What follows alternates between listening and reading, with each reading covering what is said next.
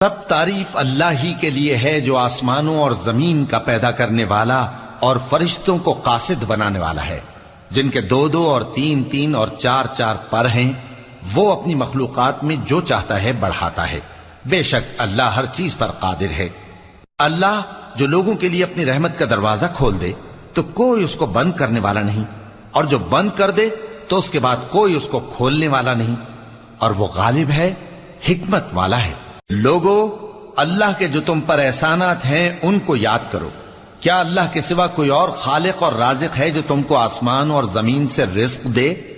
اس کے سوا کوئی معبود نہیں، پس تم کیسے الٹائے جاتے ہو؟ اور اے پیغمبر، اگر یہ لوگ تم کو جھٹلائیں تو تم سے پہلے بھی پیغمبر جھٹلائے گئے ہیں، اور سب کام اللہ ہی کی طرف لوٹائے جائیں گے۔